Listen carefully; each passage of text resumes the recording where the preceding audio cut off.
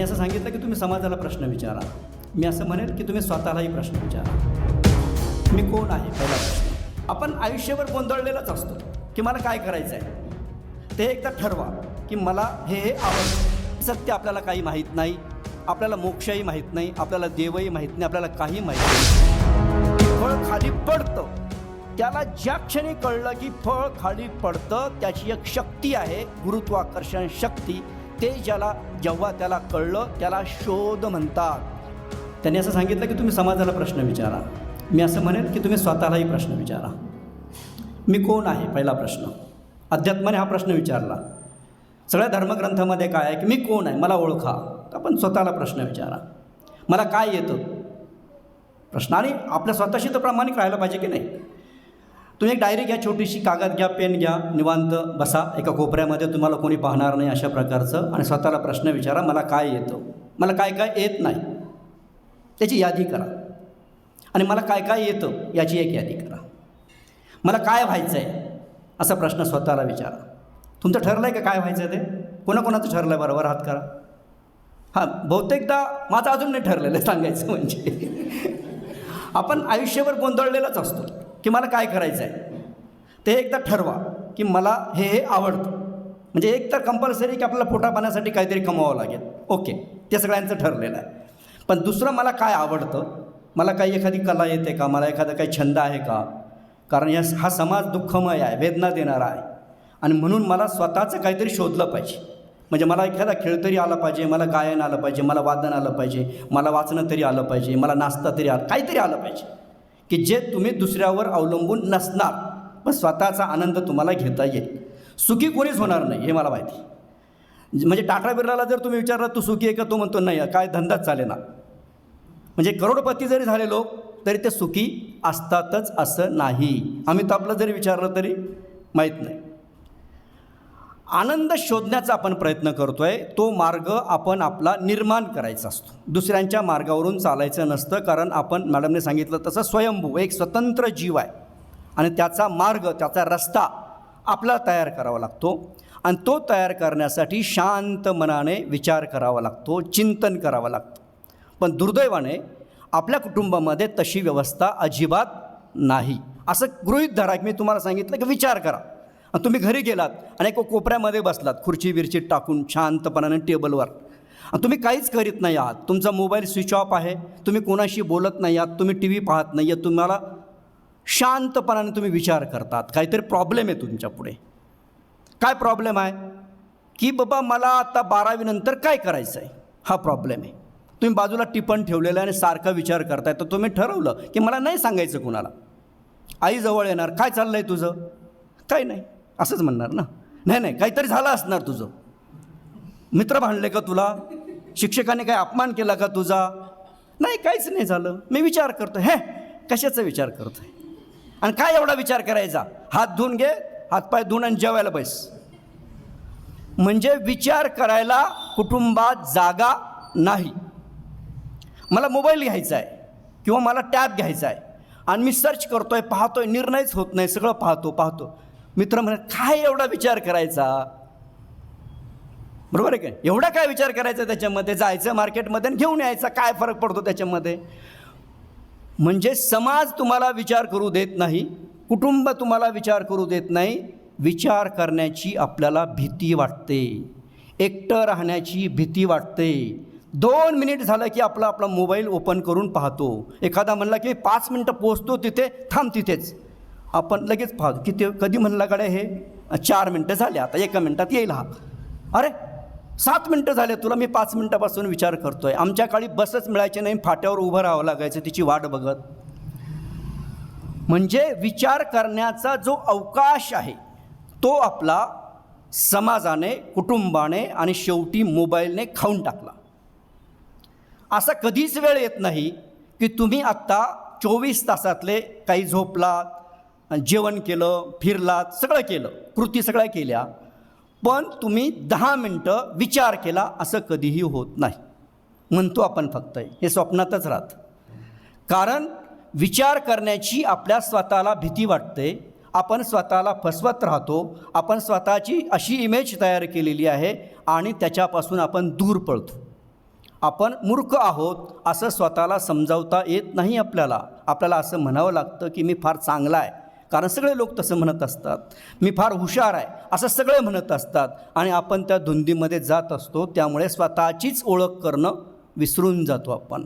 दुसरा कसा आहे, त्याला काय आवडतं हे आपण ध्यानात ठेवतो, मैत्रिणीचं ध्यानात ठेवतो, मित्राचं ध्यानात ठेवतो, आपल्या सरांचं ध्यानात ठेवतो, पण मला काय आवडतं हे काय आपल्याला सापडत नाही. जोपर्यंत स्वतःची ओळख होणार नाही तोपर्यंत करिअर करणं शक्य नाही. करिअर म्हणजे नोकरी नव्हे, करिअर म्हणजे मार्ग शोधणे.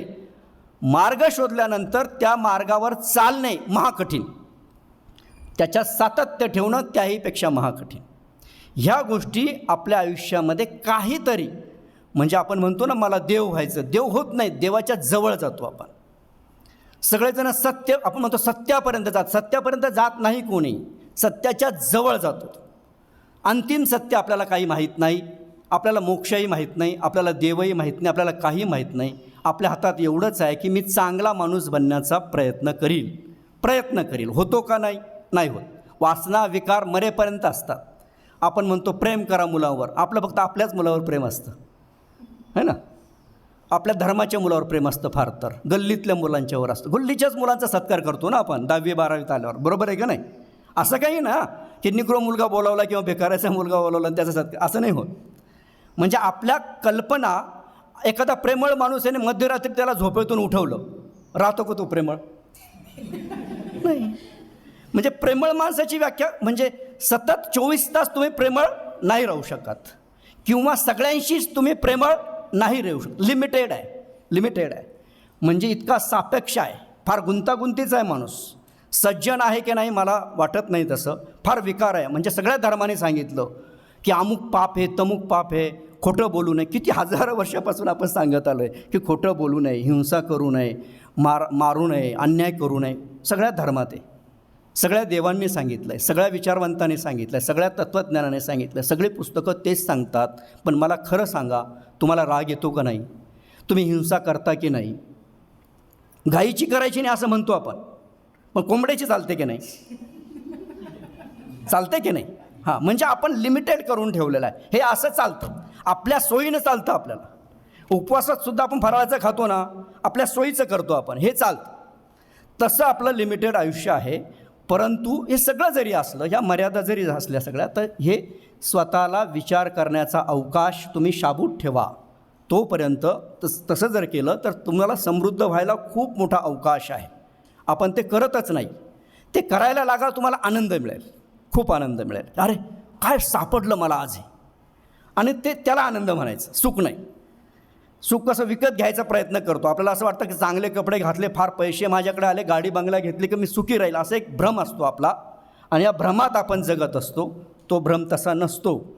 मॅडमशी मी तेच बोलत होतो की समजा अशी एक गोष्ट आहे की तुम्ही धावत तिथपर्यंत पोचलात, ते ध्येय आहे आपलं, असं गृहीत धरा. म्हणजे 10वी झालं, 12वी झालं, कलेक्टर झालं, हे ध्येय आहे. ध्येय श्रेष्ठ आहे की प्रक्रिया, प्रोसेस ज्याला इंग्रजीमध्ये म्हणतात? प्रवास आनंददायी आहे. तर प्रवास हाच आनंददायी आहे, ध्येय नव्हे. आपल्याकडे सर्क म्हणतो आपण की ध्येय गाठा, ध्येय गाठा, ध्येय गाठा.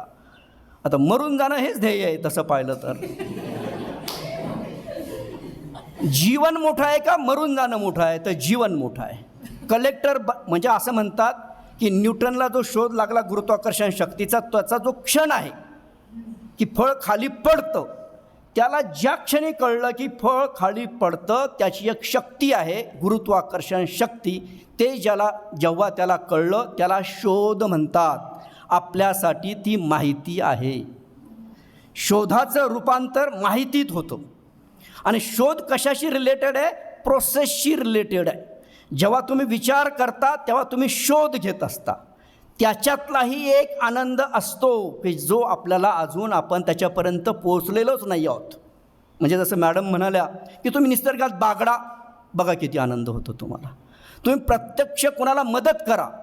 फेसबुकवर ते सारखं किंवा व्हॉट्सअपवर आपण शुभेच्छा देत असतो वाढदिवसाच्या, बरोबर आहे ना? डुकूनसुद्धा पाहत नाही आपण. म्हणजे आपल्याला नंतर कळतं की अरे वर्गातल्या सरांचा वाढदिवस होता, म्हणजे याला कळतं, याच्यावर कळतं त्याला व्हॉट्सअपवर, तिथेच शुभेच्छा देऊन मोकळा होतो. हे जे आहे क्रिया आपली हरून टाकलेली आहे.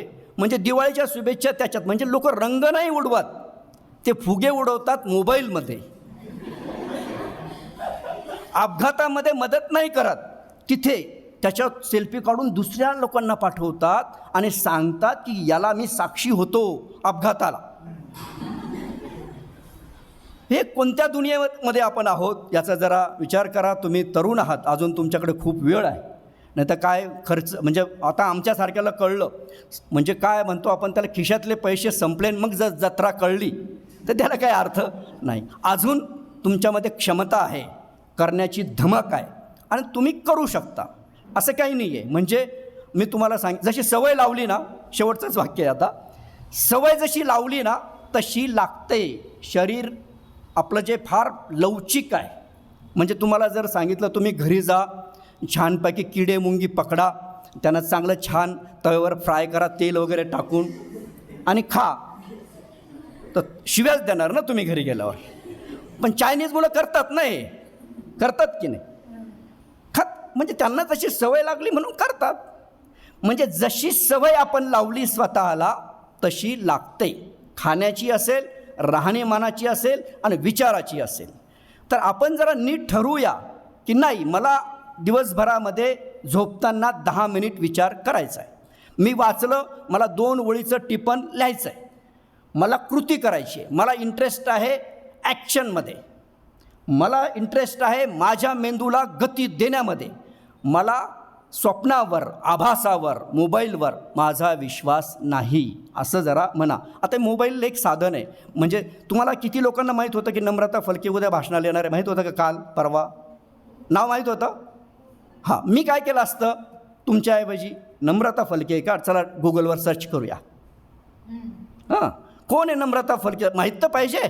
कोण परकी बाई कुठून येणार आणि आम्हाला सांगणार, असं नको. शोधलं असतं, अरे मग फेसबुकवर आहे का ते बघूया जरा, फेसबुकवर शोधलं असतं आणि तिची काहीतरी ओळख मला कळेल का, ती काय काय बोलणार आहे, मला काहीतरी माझी पार्श्वभूमी तयार झाली असती आणि मोबाईलचा असा वापर मी केला असता. मला प्रवास करायचा, मी शोधतो.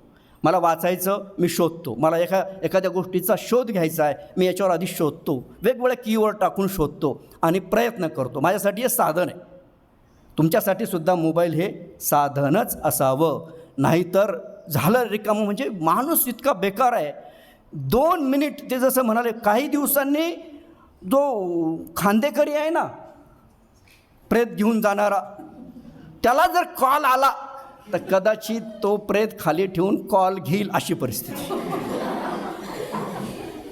म्हणजे तुम्ही बघा, लोक जेवतात ना, जेवतात ते जेवताना बाथरूममध्ये, म्हणजे आंघोळ करताना टावेलाला हात पुसून कॉल घ्यायला बसलेत लोक. इतकं असेल तर भयानक आहे. भारतीय लोकांना, म्हणजे तुम्ही तरुण आहात, लहान आहात, पण उदाहरण द्यायला हरकत नाही. किती चहा प्यावा हे कळलं नाही, किती दारू प्यावी, मद्य किती घ्यावं हे कळलं नाही, मोबाईल किती वापरावं हेही कळलं नाही. म्हणजे पहिल्यांदा भारतीय सिनेमामध्ये मोबाईल दिसायला लागला, पाश्चिमात्य सिनेमामध्ये अजूनही मोबाईल दिसत नाही. किती सिनेमा कोणता बघावा हेही कळलं नाही. आपल्याला प्रमाण कळत नाही. गौतम बुद्धाने सांगितलं सम्यक मार्ग. कोणतीच गोष्ट वाईट नसते, पण ती प्रमाणात असायला पाहिजे. थँक्यू.